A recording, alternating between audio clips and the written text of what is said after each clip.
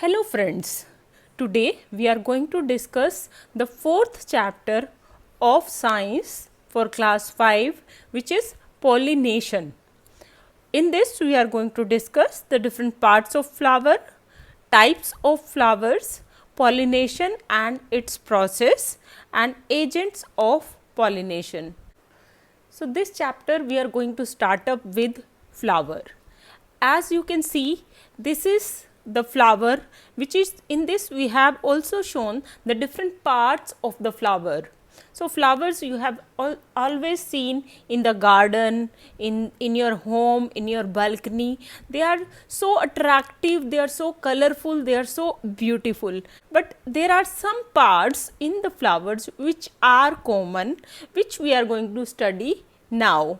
Fine. So let's start different parts of the flower. As you can see, the flowers has many parts: pedicles, receptacles, sepals, petals, stamen, carpels. These are the different parts of the flower. We are going to take them one by one, so don't worry about that.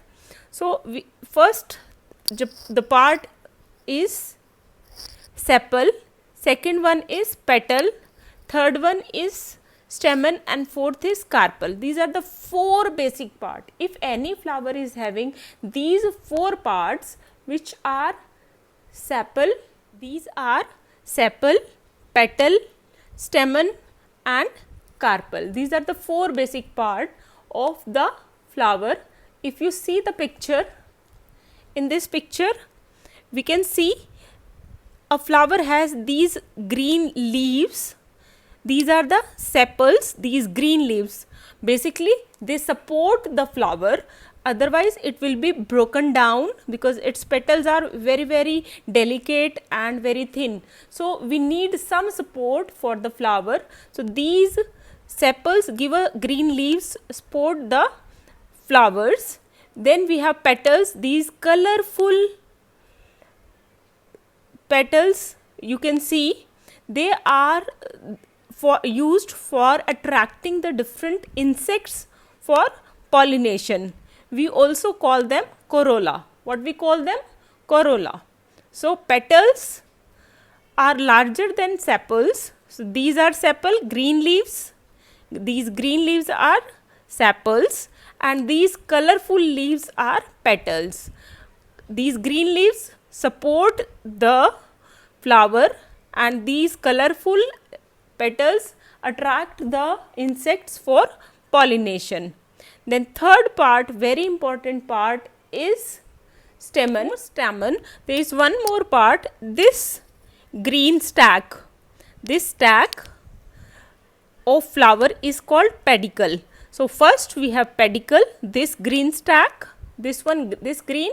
On pedicle we have sepal and on sepal we have petals. So after petals we have stamen. What is stamen? Stamen is made up of two things. One is this green stack, which is filament, and above this we have anther. Both of them are the part of stamen. They are the male reproductive part of the flower. They collectively called as androecium. What we call them? Anther and filament, androecium. As you know that for pollination we need male and female part both. Fine. So this is the male part of the flower. It contains polar grain. It contains pollen grains. What are pollen grains? They are the male gametes or sperms in the flower. So after stamen, next part is carpel. What is carpel? Carpel is the female parts of the flower. As you can see, it contains a swollen part. This is the swollen part, which is called as ovary. Inside this ovary we have ovule, which is basically responsible for converting into fruit or the seed. This ovule remains inside this ovary, and above this we have a thin stack which is called as style, and above this we have this carpel consists of these parts which is called stigma. Fine. So in a carpel we have few parts. First one, stigma. From here the pollen grain enters into the flower.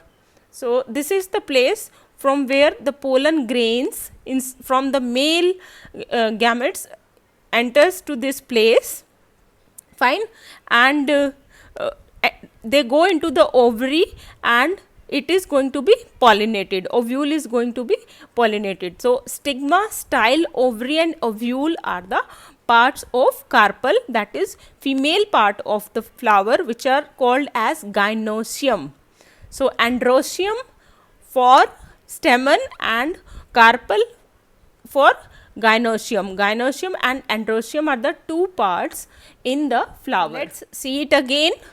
We have pedicle, this green stack.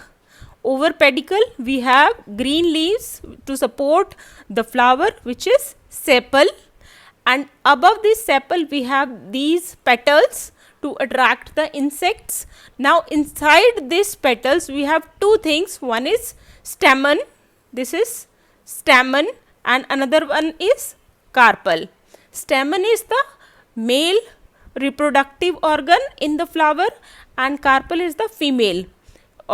This carpel include stigma, style and ovary. This inside, this central part is carpel and this part is anther.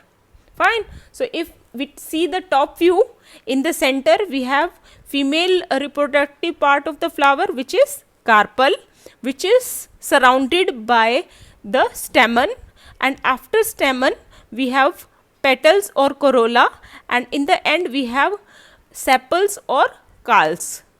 Next thing after this is types of flowers. Depending on the presence of all the four parts, we divide it into two parts: complete and incomplete. Complete flowers which is having all the four parts, that is calyx, corolla, androecium and gynoecium. Androecium, gynoecium, corolla and calyx. So if all the four parts of flower are present, then it is a complete flower. For example, China rose. Incomplete flowers, if the flower has one or more whorls absent, it is called incomplete flower. That means it might be having androecium, not the gynoecium. It may be having the female parts like gynoecium, not the androecium. So it is unisexual or bisexual flowers also we can say. So unisexual flowers, what are the unisexual flowers that we are going to discuss now? So unisexual flowers, flowers in which either male or female, not both, either male or female parts are present, not both the parts are present. Fine. So in flower in which either male or female reproductive organs are present are unisexual. Unisexual, only one kind of sexual orientation is present, either male or female. They are also called as incomplete. We have just discussed incomplete. They either have androecium or have gynoecium, not the both. Both of them are not there in that. Okay. The flower in which both male and female are present, they are complete or bisexual flowers like lily, hibiscus, mustard. Fine. And unisexual are like papaya, corn, these papaya and corn. The next thing is pollination and its process. Now we have discussed the different parts of a flower. Next thing is, what is pollination? Pollination is a process in which transfer of pollen grains from anther to stigma takes place. That means the pollen grains transfers from anther to stigma is called as pollination. Pollination is a process which enables the reproduction. New flowers, new plants are being growing in our environment because of this pollination, where male and female parts combine together to go for the production of seed or the fruit. Next is types of pollination. There is self-pollination if it is a complete flower. That means it has both male and female. There, as you can see, anther is present and stigma is present. This anther the pollen grains from the anther transfers to the stigma and they go inside the ovary and the self pollination occur. So, transfer of pollen grain from anther of the flower to stigma of the same flower on the same plant is called self pollination. Self pollination is autogamy. In this, no other insect or any other outside pollination agent is required. Next is cross pollination. Cross pollination, in which some insect or some other agent of pollination is required, that is cross pollination. Cross pollination is also called as allogamy. So, in this you need some other agent for the process of pollination, maybe the wind, maybe the water, maybe the insect can be the pollination agent. Next thing in this is, like you can see cross pollination to different flowers, the pollen grain from this flower is going into this flower. So, they are coming from the separate flowers. Next is agents of pollination. Agent of pollination, as you can see, the insects, honey bees, the pollen grains are very sticky in these cases. The pollen grain got stuck in the wings and the body of these insects, and when these insects sit on another flower, that might got transferred into that flower. That is in pollination by insects. And why do the insects come on the flower? Because the flower is very bright colored, that is very attractive. They produce scents, and some flower produce nectar, like honeybees come to collect the nectars from the flowers, and that's why pollen grains sticks to their wings and got transferred. Fine.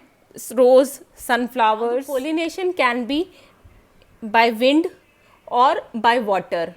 Like in case of cotton, all the pollen grains or the seeds got they are very light and dry, they are produced in large quantities. So, because of the wind they got spread all over the environment and got pollinated. By water also, like they take place in the water plants. Because of the water, the seed or the pollen grains got spread all around the where it is to be taken out by the another flower. Fine. So, we have this by insects, by wind and by water. The process of pollination is going to be completed. Let us take up some exercises. Which of the following is not considered as the whole of the flower? Calyx, receptacle, corolla or gynoecium? It is receptacle. Fine.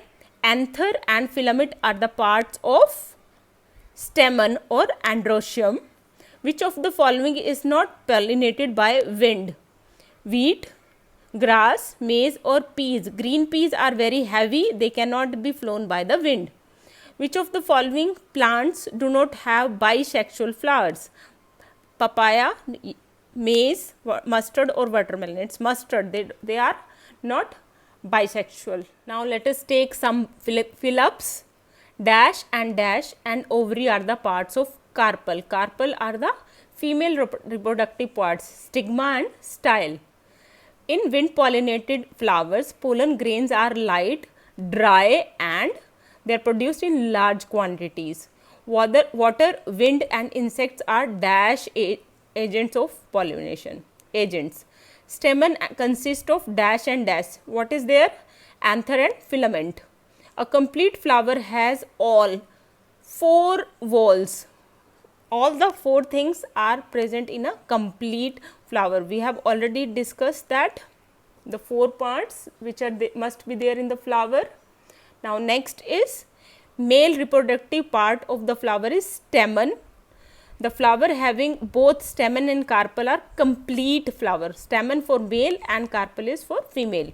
The middle neck portion of the ovary is ovule. Transfer of pollen grain from anther to stigma is same as self pollination, in which the anther is from male part and stigma is female. So, pollen grain is going from anther to stigma. Fine. So, this is called as self pollination.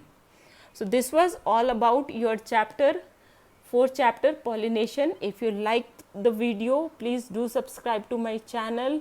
Thank you. Thanks a lot. God bless you.